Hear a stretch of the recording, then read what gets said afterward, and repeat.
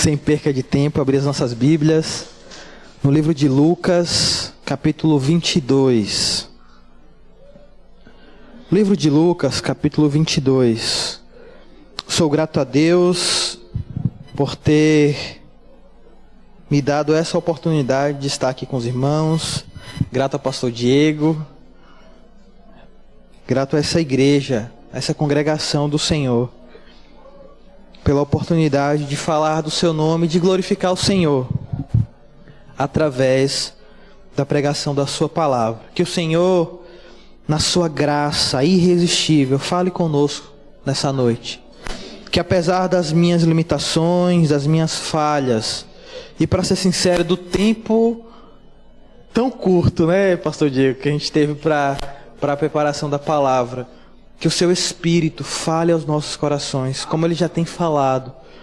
Eu estou com a voz gasta, não é porque eu estava gritando no jogo, é porque eu cantei aqui com os irmãos. Como é bom ouvir a igreja de Cristo cantar, exaltar o seu nome a plenos pulmões. Eu não resisti, eu sabia que ia pregar, mas eu não resisti. Eu soltei a voz, mesmo desafinado. Quando a gente entra no meio da multidão, ninguém vê, né? Queridos, Lucas capítulo 22, versículos 14. Aqui, essa porção de texto é uma das porções de texto da palavra de Deus que eu mais amo. Talvez eu fale isso a cada 3 vezes que eu pregue, mas essa porção de texto é o texto que me emociona na leitura.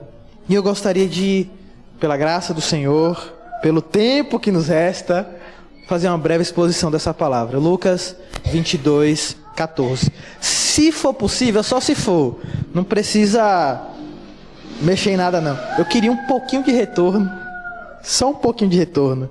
Vamos à leitura da palavra de Deus? Eu estou lendo na versão NAA, então pode ser um pouco diferente dos irmãos. Chegada a hora, Jesus se pôs à mesa e os apóstolos estavam com ele. Então Jesus lhe disse: tenho desejado ansiosamente comer essa Páscoa com vocês antes do meu sofrimento, pois eu lhes digo que nunca mais comerei dela até que se cumpra no reino de Deus. E pegando o cálice, e depois de ter dado graças, disse: peguem e repartam entre vocês, pois eu digo a vocês que de agora em diante não mais beberei do fruto da videira, até que venha o reino de Deus. E pegando o pão, tendo dado graças, o partiu e lhes disse: isto é o meu corpo que é dado por vocês. Façam isso em memória de mim. Do mesmo modo, depois da ceia, pegou o cálice, dizendo: este é o cálice da nova aliança no meu sangue, derramado por vocês. Mas eis que a mão do traidor está à mesa, pois o Filho do Homem vai segundo o que está determinado, mas ai daquele por quem o Filho do Homem será traído. Amém? Feche seus olhos, vamos orar mais brevemente ao Senhor. Pai eterno, aqui está a Tua palavra, Senhor, que é viva, é eficaz, Senhor, mais penetrante do que qualquer espada de 2 gumes. Senhor, que sonda nossas mentes, nossos corações, que discerne, Senhor, as intenções da nossa alma. Senhor, nessa noite, pela Tua palavra, chama pessoas ao arrependimento. Pela Tua palavra, Senhor, nos exorta, nos encoraja, nos edifica. Pela Tua palavra, Senhor, nos encoraja a vivermos mais e mais para a Tua glória. É o que nós oramos no nome santo de Jesus. Amém. Antes de iniciarmos o texto, é importante pensarmos que estamos falando não apenas da última semana, mas por que não falar das últimas horas de Jesus? E quando nós olhamos para o texto de Lucas e meditamos que essas são as últimas horas de Jesus e vemos o que Ele fez nas suas últimas horas, eu me pergunto o que nós faríamos quando entendêssemos que o nosso tempo chegou. Quando entendêssemos que o amanhã, assim como o Senhor Jesus mesmo disse, pertence a Deus. Porque quantas vezes nós fazemos planos e projetos. E aqui está o Senhor Jesus ensinando aos discípulos o que será que nós faríamos com as nossas correrias diárias, se soubéssemos que hoje é o nosso último dia. Nós temos músicas cristãs sobre isso. Nós temos filmes seculares que nos levam a pensar e a meditar. E se hoje o Senhor me chamar? Não como aquele louco da parábola, mas como servo de Deus. Será que se lembraríamos da oportunidade que tivemos de pregar o Evangelho e não aproveitamos? Será que se lembraríamos daquele querido irmão que a gente teve a oportunidade de dar um abraço, uma palavra de edificação, mas talvez a vergonha, a timidez nos segurou? Será que nós não buscaríamos ter tempo com aquele que nós amamos? Não tempo de sentar um do lado do outro e ficar mexendo no celular, mas um tempo de qualidade, um tempo para expor o nosso coração, um tempo para ouvir o coração do outro, um tempo para estar presente, não somente de corpo, mas completamente presente. O Senhor Jesus, meus irmãos, nos seus últimos momentos, Ele não estava com a multidão. Ele não estava com a multidão dos discípulos. Perceba, o texto é muito claro. Ele fala, e Jesus estando com seus apóstolos, reservado, com aqueles que estavam mais próximos a Ele, que o amavam mais. Jesus dedicou os seus últimos momentos a estar com quem Ele mais amava. Mas nós não precisamos esperar a possibilidade de último dia. Hoje é o dia de gastarmos tempo com a nossa família, com os nossos irmãos, com o nosso pai, com a nossa mãe. Não amanhã, porque o amanhã pertence a Deus. Hoje é tempo de nós pensarmos nas dificuldades da vida, mas lembrar que estar com os nossos irmãos, de estar com aquele que nós amamos, é mais importante que isso. Filipenses nos adverte, mas também nos encoraja. Não andeis ansiosos por coisa alguma, por nada. Antes, apresentem diante de Deus tudo aquilo que você está sentindo. Isso está escrito, irmãos, porque nós andamos ansiosos. Porque Deus conhece o nosso coração e sabe que existem coisas que nos causam aflições, dúvidas e dores. Coisas que tiram o nosso sono, ou a nossa fome, ou o nosso sono e a nossa fome. Coisas que fazem a nossa mente ficar pesada. E aí ele fala, quando vocês estiverem assim, lancem sobre mim. Como, Senhor, que eu vou fazer isso? Pela oração, pela súplica, com ações de graças. Com oração, conversando com Deus. Com a súplica, com choro, colocando para fora, não somente na mente. Com ações de graça. O que é ação de graça? Senhor, sei que está difícil, mas o Senhor pode, por isso eu te dou graças, porque o Senhor ouve a minha oração. Nós não precisamos esperar ter uma sentença para viver dessa maneira. O contexto imediato desse texto nos ensina que, assim como os judeus comemoravam a Páscoa, Jesus, sendo judeu, ele fala com seus discípulos: olha, nós precisamos preparar o lugar onde comeremos a Páscoa do Senhor. A Páscoa que remete ao êxodo, à saída do Egito. Aquele fatídico dia onde Deus, diante da dureza do coração de Faraó, aplicou seu juízo sobre aquela nação.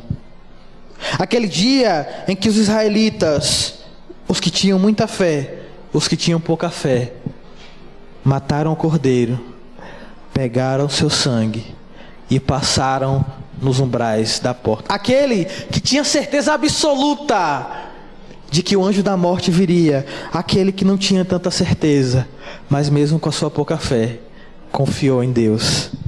Todos eles passaram aquele sangue nos umbrais e as suas vidas foram guardadas por Deus.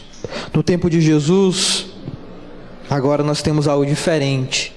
O cordeiro era oferecido no templo e depois de oferecido, levado para casa.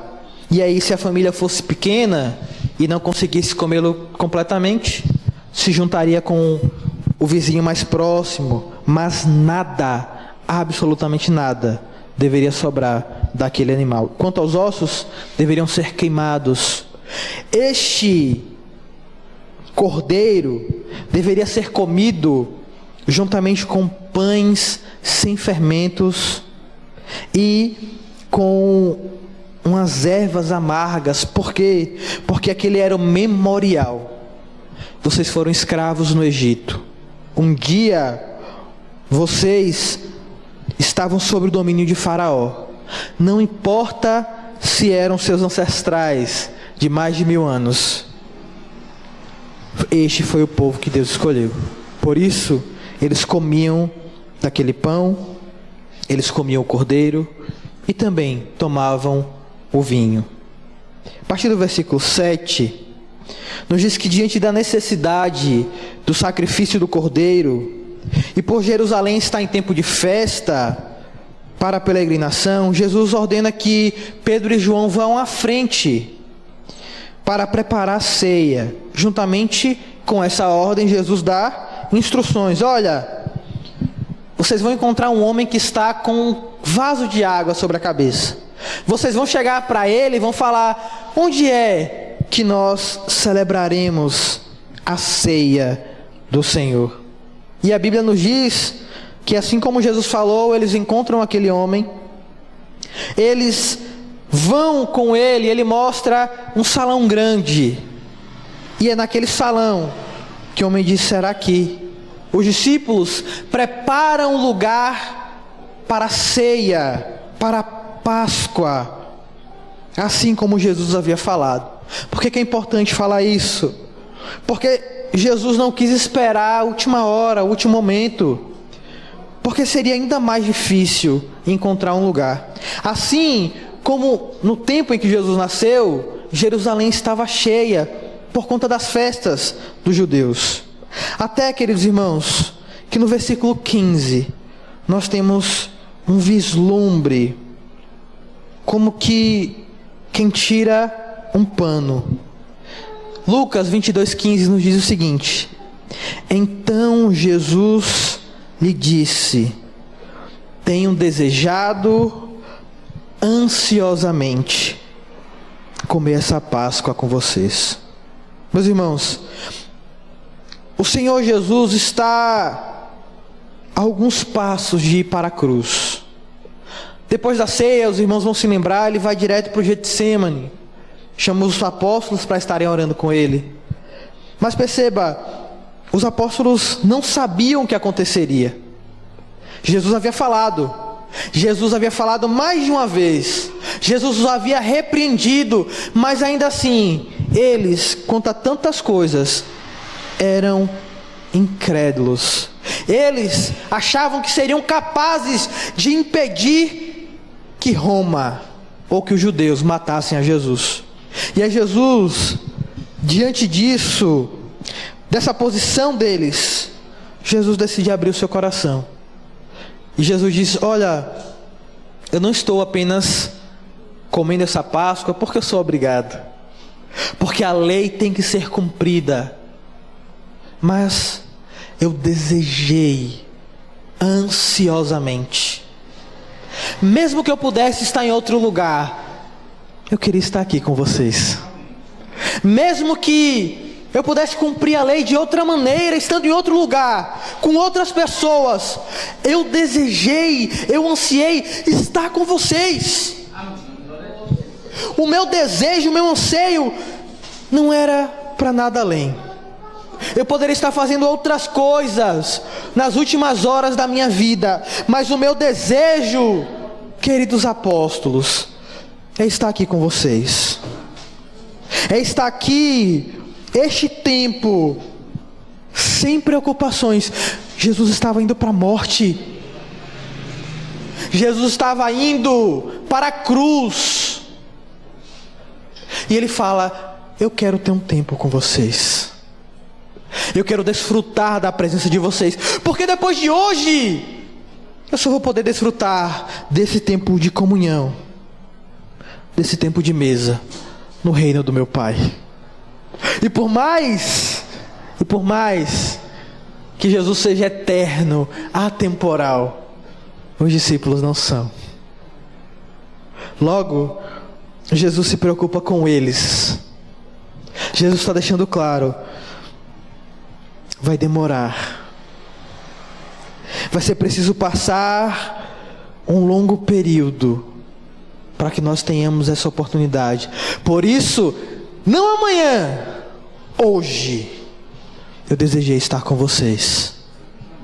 Queridos, não deveria ser esse o anseio do nosso coração, não somente ao vir à igreja, mas ao conviver com os irmãos? Uma das coisas que eu aprendi quando eu fiz um treinamento lá em Salvador, na Cristolândia, teve algo que o professor falou que me marcou muito. Ele falou: olha, nós trabalhamos com crianças aqui, crianças muito difíceis, muitas vezes filhos de traficantes, e a gente foi com eles buscar essas crianças. A gente desceu em uns lugares assim muito feios, e a gente descia uma ladeira e entrava um lugar que parecia que ia para a caverna, e a gente achava que não tinha mais casa, mas cada vez que a gente andava tinha mais casas escondidas lá. Lugar onde as crianças vendiam drogas, lugar onde as crianças começavam a usar drogas. E esse missionário falou o seguinte: olha, quando vocês vão trabalhar com crianças, não basta vocês terem tempo disponível para elas. Não basta. Vocês precisam querer estar com elas. E isso muda tudo. Isso muda tudo, porque quando nós queremos estar com pessoas ou em um determinado lugar, a nossa disposição de coração é diferente. Porque nós poderíamos estar em outros lugares, mas o nosso coração anseia por estar naquele lugar. E mais uma vez, eu não estou falando apenas de estar aqui em um templo, mas de estar com irmãos, com pessoas que nós amamos. Jesus queria estar ali. Nós precisamos, irmãos, querer estar juntos. Quando nós queremos estar juntos, nós louvamos ao Senhor com alegria. Quando nós decidimos estar juntos, nós glorificamos o seu nome, nós ouvimos a sua palavra e nós somos edificados, porque nós não estamos ali porque não tinha mais nada para fazer, mas porque nós decidimos estar ali. É uma disposição de coração. Eu desejei ansiosamente comer essa Páscoa com vocês. Eu desejei ansiosamente gastar meus últimos momentos nessa terra, do lado de vocês. Aqui nós temos o deslumbre do coração do nosso Senhor. Nós temos aqui um deslumbre de um Deus que não aqui em Lucas, mas desde o Gênesis, nos criou para estar conosco, para todos os dias, no cair da tarde, chamar pelo nosso nome, falar conosco face a face. Foi para isso que Deus nos fez. O problema é que Adão e Eva, ao pecar, eles destroem essa comunhão. Eles quebram a nossa ligação com Deus, entre tantas outras coisas. E Jesus é aquele que veio para restaurar e para nos dar ainda mais. Porque no Antigo Testamento, Deus estava no meio do povo aonde? No templo, na arca. E ao longo do Antigo Testamento nós temos a promessa: eis que eu te digo, a virgem conceberá, dará à luz a um filho, e ele reinará eternamente. Deus não se viu, irmãos, surpreendidos pelo nosso pecado, mas ali mesmo providenciou a saída. E o Antigo Testamento prossegue nessa sombra: eis que um menino nos nasceu, e um filho se nos deu, o principado está sobre os seus ombros. Seu nome será Maravilhoso, Conselheiro, Deus Forte, Pai da Eternidade, Príncipe da Paz. Eu enviarei o Emanuel, o Deus no meio de vocês, o Deus conosco. E Jesus vem e cumpre tudo o que foi ordenado, e deixa uma promessa ainda maior, duas promessas. Porque se o Antigo Testamento dizia: Deus está manifestado na arca de ouro, mas nós teremos um vislumbre maior: Deus se tornará carne e habitará entre nós. E aí Jesus fala: quando eu for para o Pai, e eu preciso ir para o Pai, eu mandarei um outro Consolador. E agora não é mais Deus que está no templo, não é mais Deus no nosso meio, agora é Deus dentro de nós. Agora nós somos a habitação do Espírito Santo, Ele vive em nós. É por isso que agora nós conseguimos vencer o pecado, por mais que tropeçamos às vezes. É Ele que nos dá força para nos arrependermos, para vivermos em novidade de vida. É Ele que nos dá força para dia a dia glorificarmos o Senhor, um passo depois do outro. É o coração desse Deus que está exposto aqui, assim como estava exposto em João capítulo 11, de 32 a 36. Quando Maria chegou no lugar onde Jesus estava, Jesus foi encontrar Maria e Marta, lançou-se aos pés de Jesus, dizendo: se o Senhor estivesse aqui, o meu irmão não teria morrido. Quando Jesus viu que ela chorava e que os judeus que a acompanhavam também choravam, agitou-se e o seu espírito se comoveu. E Jesus perguntou: onde vocês o puseram? Eles responderam: Senhor, venha ver. E Jesus chorou. Então os judeus falaram: vejam o quanto ele amava. É desse Deus que nós estamos falando, irmãos, que ao contemplar a nossa dor, ao contemplar o nosso sofrimento, Ele não está alheio, mas Ele se move de íntima compaixão para conosco. Ele é o nosso Consolador e não há outro.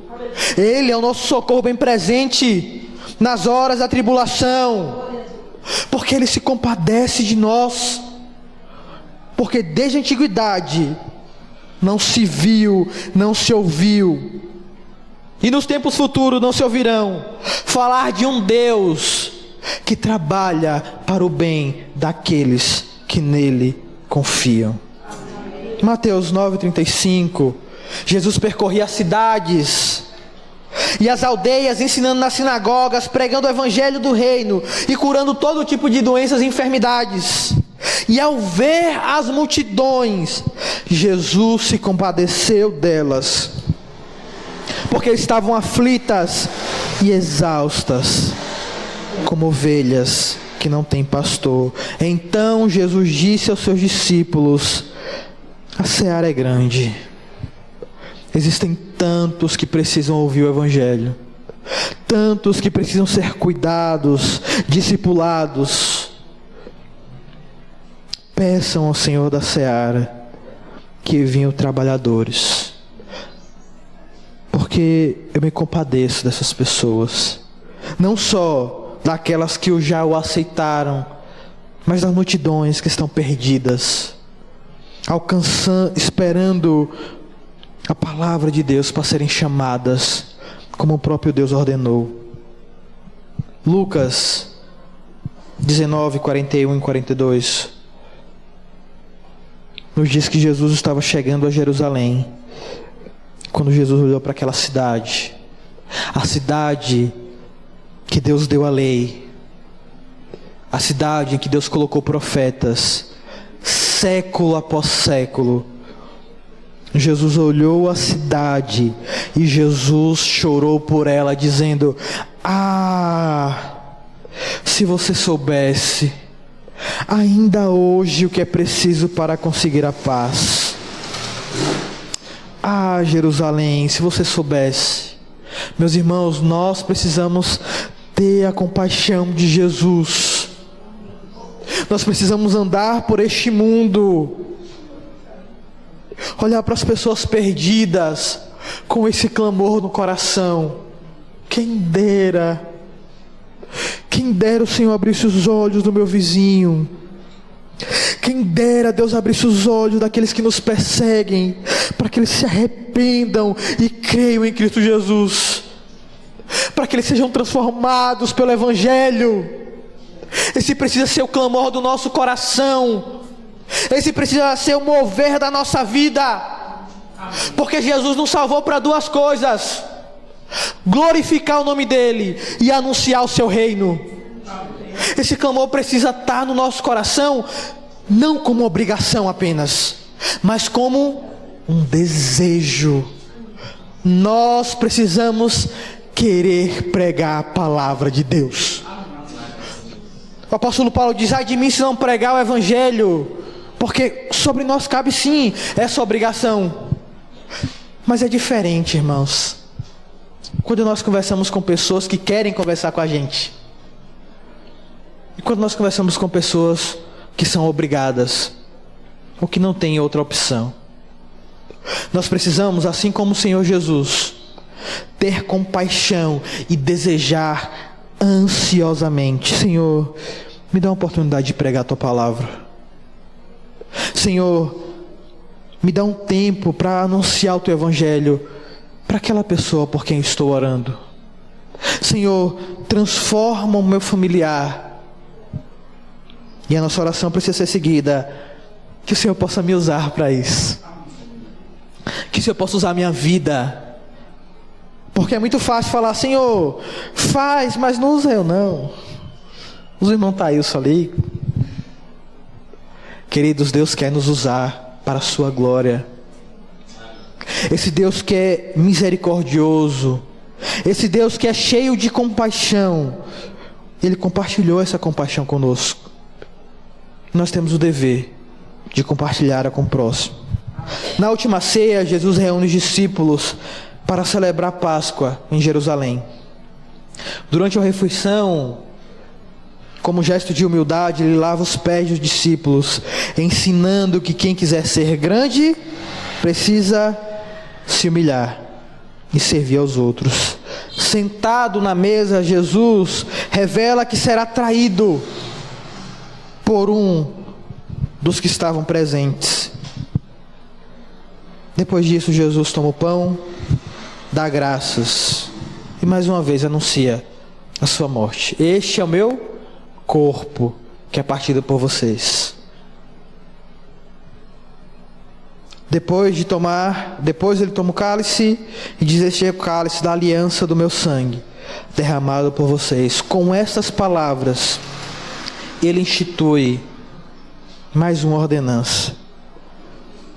Durante a ceia, também nós temos um diálogo profundo, onde Ele conforta os discípulos, anuncia a negação de Pedro e promete o Consolador, o Espírito Santo.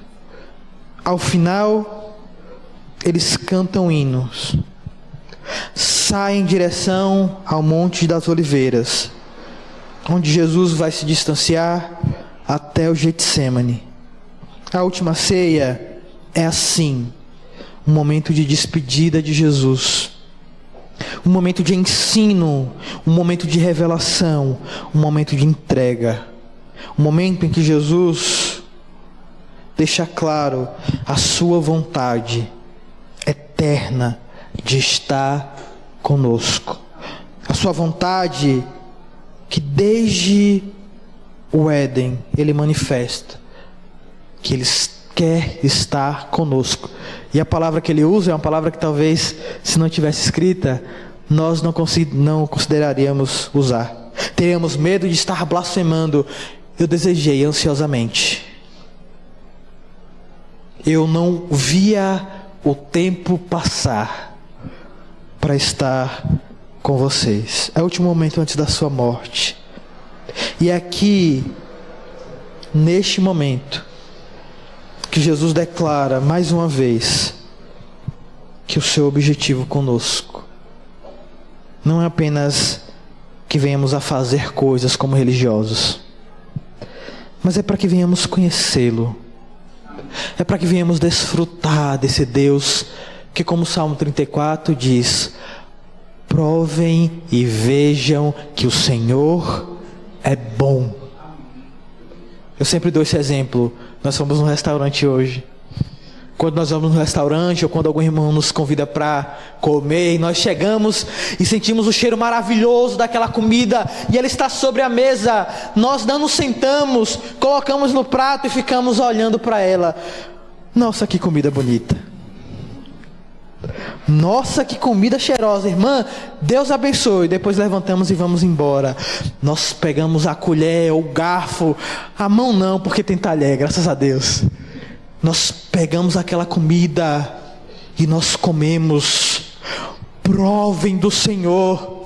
O Senhor Jesus disse que Ele é o pão de Deus que desceu do céu, e quem dele comer jamais verá morte. Nós precisamos provar da bondade desse Deus. Nós precisamos provar da compaixão desse Deus, que sendo perfeito, eterno, tendo criado todas as coisas, sustentando tudo pela sua palavra poderosa, céus e terra não podem conter a sua presença. Ele chama as estrelas infinitas, cada uma pelo seu nome, e Ele habita em nós. Ele habita em nós. Foi Ele mesmo que declarou: eu não habito em templos feitos por mãos humanas, mas foi Ele que nos fez. Somos feituras suas, somos obras das suas mãos. É esse Deus a quem nós servimos, meus irmãos. É esse Deus que ansiosamente deseja estar conosco. Outra palavra que não ousaríamos usar se não estivesse escrito: o Espírito que habita em vocês tem ciúmes. Ele não quer que andemos de qualquer maneira, Ele não quer que vivamos de qualquer maneira, mas é para a sua glória, mas é para o seu louvor, mas é buscando glorificá-lo, exaltá-lo. E como fazemos isso? Duas maneiras: santificação e pregação do Evangelho. Santificação e pregação do Evangelho. Deus quer estar conosco. Mais uma vez o Senhor declara: venham a mim, não alguns, mas todos. Todos que estão cansados, sobrecarregados, e eu vos aliviarei. Tomem sobre vocês o meu jugo, mas aprendam. Eu tenho algo para ensinar vocês. E o que é que Jesus quer nos ensinar? Aprendam de mim, que eu sou manso e humilde de coração, e encontrarei descanso para as vossas almas, porque o meu jugo é suave e o meu fardo é leve. O Senhor anseia anseia para que nós queiramos. Não é obrigação. Temos a obrigação de orar? Temos. Temos a obrigação de ler a Bíblia, estudá-la? Temos. Mas o Senhor não nos chama para uma vida de lei, mas uma vida de graça. Nós fazemos essas coisas não para agradar ao Senhor, mas porque em Cristo nós já o agradamos. Mas porque Cristo já nos transformou e por isso nós vivemos para a sua glória. Queridos, servimos ao Deus. O Salmo 139 fala aí: Senhor, Tu me sondas e me conheces. Conheces o meu sentar e o meu levantar. Senhor, não importa para onde eu vá, o Senhor está lá comigo. Ainda não me veio palavra à boca, e o Senhor já conhece o que eu vou falar. Ao ver isso, nós poderemos falar: então por que eu vou orar? Por que eu vou clamar? Porque quando eu penso, Deus já sabe. Porque Ele quer estar conosco, irmãos. É um anseio do Senhor. E a Bíblia vai nos falar: orem sem cessar. O Senhor Jesus, Mateus capítulo 6: pedi, e dar-se-vos-á, buscai e vocês encontrarão, porque todo que bate a porta, tudo que busca, aquele que pode nos dar. Queridos, Deus quer estar conosco, Ele anseia por estar conosco. Nós precisamos ter o mesmo coração. Nós precisamos ter a mesma maneira de pensar do Senhor Jesus. Se o Senhor quer estar conosco, muito mais nós precisamos ansiar estar em Sua presença. Assim como a corça anseia por água. E aí eu vou adaptar para 2026. Sabe quando você acorda de madrugada, garganta seca, você pega aquela água, e tem gente que gosta de água gelada ou natural, você bebe aquela água e nada mais tem o valor daquele copo de água. É assim que nós precisamos ansiar estar com o Senhor. Nada mais é tão importante do que ter um tempo com Deus que me salvou, com Deus que diante das minhas falhas e pecados continua a declarar: eu te amo, eu cuido de ti. Com Deus que diante das nossas dificuldades diz: eu estou com vocês todos os dias até a consumação dos séculos. Queridos, amanhã voltaremos à programação normal. Amanhã, segunda de manhã, voltaremos aos nossos trabalhos, às nossas correrias, e precisamos nos lembrar de que, diferente das autoridades deste mundo, que para conseguirmos sequer falar com elas, são semanas, às vezes até meses, o Senhor do universo está pronto para nos ouvir, para nos responder, para falar conosco, para nos consolar, para nos fortalecer. Amanhã, ao se levantar, se lembre: Jesus deseja ansiosamente estar comigo. Jesus quer estar comigo. Não é obrigação para Ele, é uma alegria.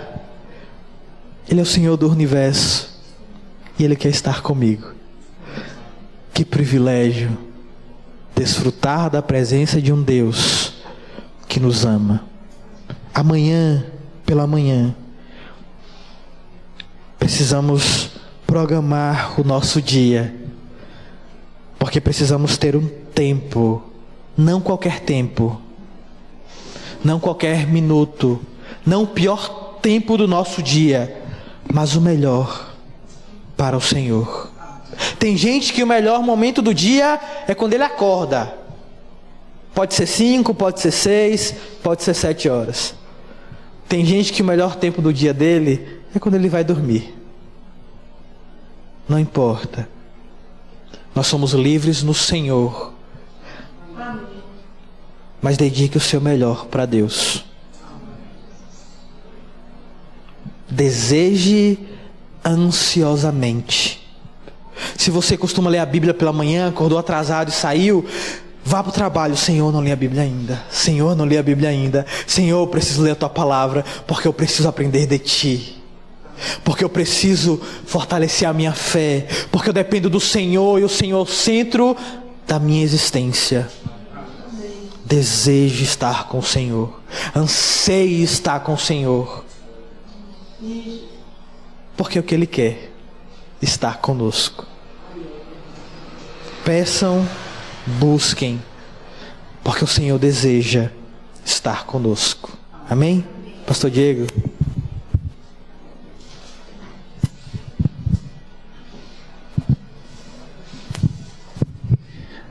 Amém, meus irmãos, que palavra maravilhosa. Como é bom ouvirmos a palavra do Senhor e sermos edificados por ela. De fato, meus irmãos, nós temos a tendência de fazer com que um momento com Cristo se torne algo mecânico. E ouvir uma palavra que nos desperta para esse sentido é tão maravilhoso e tão gracioso. E melhor ainda é você estar sentado ali, só ouvindo a palavra de Deus.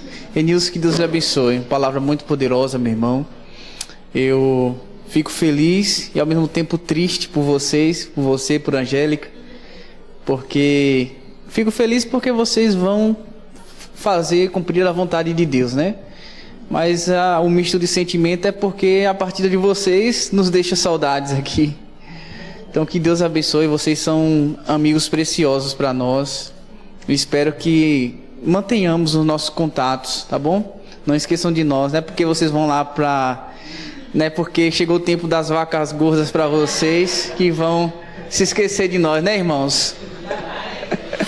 Mas que Deus abençoe a ida de vocês, tá bom? Está ali minha mãe, não sei se todos conhecem, a irmã Célia. Que Deus abençoe a vida de vocês. Muito bom recebê-los aqui. Eu ia falar Delma, mas Delma não é visitante. Todo mundo sabe disso, né, irmãos? Que Delma não é visitante. Que Deus abençoe, Delma, a sua vida, tá bom? Vamos nos colocar sobre os pés. Vamos orar ao Senhor e agradecer a Deus por esta oportunidade maravilhosa de podermos ouvirmos a palavra de Deus. Oremos. Aliás, gostaria de chamar a Alisson para fazer essa oração. Vem cá, Alisson, por favor. Olha aí, meu irmão. Amém. Oremos. Poderoso Deus, amado Pai, obrigado, Jesus, pelo dia, obrigado pela noite, Jesus. Temos só gratidão a Ti, Jesus. Muitas vezes não podemos agradecer, Jesus. Muitas vezes estamos ocupados com tantas coisas, Jesus, além do Seu reino que é maravilhoso, Jesus. Muito obrigado, Jesus. E também muito obrigado, Jesus, por esse culto, Jesus. Tudo é direcionado só para Ti, Jesus. A palavra, o louvor, a adoração e a oração. Todos são fragmentos para a Sua obra, Jesus. Para falar, para expressar, Jesus. Para mostrar o quanto que o Senhor mudou as nossas vidas, Jesus. Muito obrigado, Jesus. Muito obrigado por tudo. Muito obrigado pela vida do Renilson, da Angélica, do Noah, que não estarão aqui, Jesus. Vão partir um pouco nossos corações? Vão, Jesus. Mas eles vão fazer a Sua obra, Jesus. Para falar de Ti, pregar sobre Ti. Tudo que eles vão fazer é pela honra do Senhor, Jesus. E essa é a minha oração, em nome de Jesus. Amém e graças a Deus. Amém. Deus abençoe, irmão.